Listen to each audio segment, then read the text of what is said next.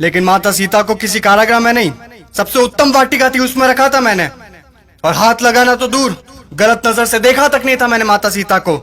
और तुम्हारे यहाँ छोटी छोटी बच्चियों को दरिंदे उठाकर लेकर चले जाते हैं, उनके साथ रेप करते हैं। उनको तो तुमने कभी ऐसे इकट्ठा होकर जलाया नहीं।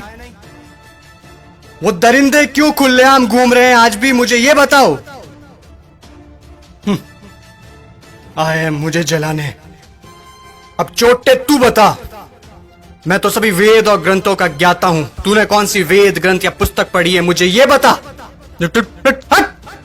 पांचवी फेल मेरे समक्ष बोलेगा तू?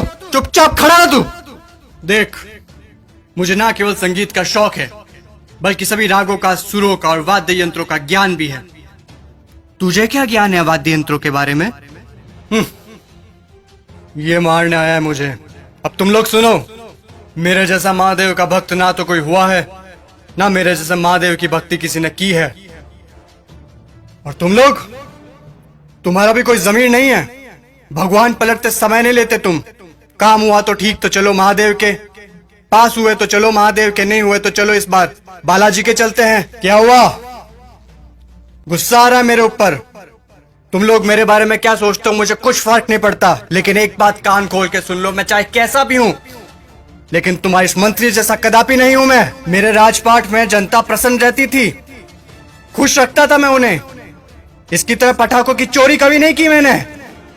बोलूं, बता दूं सभी को, ये दुष्ट, ये तुम्हारा मंत्री दुष्ट एक नंबर का, ये कागजों में लिखता है कि रावण दहन के लिए 50 पेटी पटाखों के लगे, और लगा था 5 भी नहीं है, ये सब इसके घर पे जा रहे हैं। और तुम लोग क्या कहते हो? बुराई पर अच्छाई की जीत। कहां हुई, कहां हुई बुराई पर अच्छाई की जीत? जब तक तुम्हारे मन में चोरी, गद्दारी, लालच, वासना, द्वेष, अहंकार जैसी भावनाएं जीवित है, बुराई कैसे मरेगी? बुराई मर ही नहीं सकती। तुम लोग मुझे खत्म करने आए हो ना?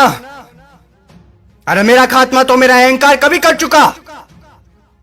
अब अगर मारना है, जलाना है, तो अपने अंदर छुपे रावण को जलाओ, उसको मारो। सच्चाई और अच्छाई को अपना लो, बुराई अपने आप खत्म हो जाएगी। और अगर तुम मुझे जलाने के उद्देश्य से ही आए हो, तो मैं तुम्हें बता दूं कि सिर्फ छोटे बच्चे ही आज की तारीख में मुझे जला सकते हैं, क्योंकि उनके अंदर चोरी, गद्दारी, लालच, घृणा, वासना, द्वेष, अहंकार जैसी भावनाएं नहीं है। असल में वही हैं ईश्वर का स्वरूप। ए लड़के, लगा दे आग, फिर से जला दे। अगले साल फिर आऊंगा मैं जलने के लिए, लेकिन अगले साल मैं देखूंगा कि आप लोगों ने अपने अंदर के रावण जलाए या नहीं। खुश हैं अभी आप सब? एक बार फिर से आपका रावण जल रहा है।